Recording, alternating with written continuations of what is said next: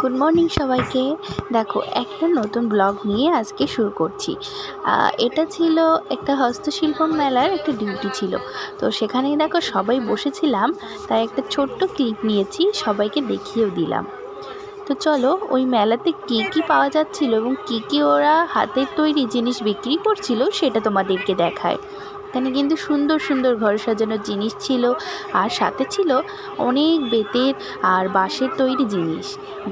বেতের আর বাঁশের তৈরি জিনিসগুলো কিন্তু দেখতে অসাধারণ, এবং তার উপরে কারুকার্য করা অসাধারণ। এত নিখুঁতভাবে ইনি করছিলেন, সেটা আমি আর ভিডিও না করে পারলাম না। ভাবলাম তোমাদেরকেও একবার দেখিয়ে দিই। এইভাবে বাঁশের উপরেও কিন্তু সুন্দর ডিজাইন করে ঘরে ফুলদানির এরকম টব বানানোও যায়। এইভাবে দেখো অনেকগুলোও কিন্তু উনি রেডি করছেন বিক্রি করার জন্য, যেমন যেভাবে হয়। তো এরপর কিন্তু আমরা টিফিনে চলে এলাম। সন্ধ্যার টিফিনে ছিল চাউমিন, তো এটা সবাইকে ডিস্ট্রিবিউট উনি করছেন। তো দিদিটাও খুবই ভালো ছিল, এনার রাজারহাটে বাড়ি ছিল। ইনি আমাদের সাথে একটা ভালোই সম্পর্ক হয়ে যায় পরবর্তীতে। তো এবার খাবারটা আমরা নিয়ে কিন্তু সবাই মিলে এক জায়গায় বসে এখানে প্রত্যেক দিনই খাওয়া নিয়ে একসাথে বসেই খাই। আর এটা আমাদের ডেলি রুটিন ছিল, যে কদিন আমরা ওখানেই ছিলাম। আর একসাথে বসে না খেলে হবে না। তারপর খাওয়া দাওয়া শেষ করে আমরা আবার আমার যে স্টলে ডিউটি ছিল সেখানে আমি চলে এসেছিলাম।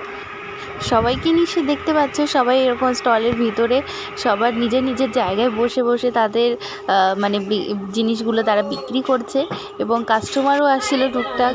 আর তার মধ্যেই দেখো ছোট্ট করে ওই একটুখানি তোমরা দেখতে পেলে ওরা একটু নিজেদের মধ্যে মজা করছিল। তারপরে কিন্তু আমি দেখিয়ে দিলাম উনি মানে একের পর এক যে হাতের কাজগুলো করছিল, আমার খুবই ভালো লাগছিল।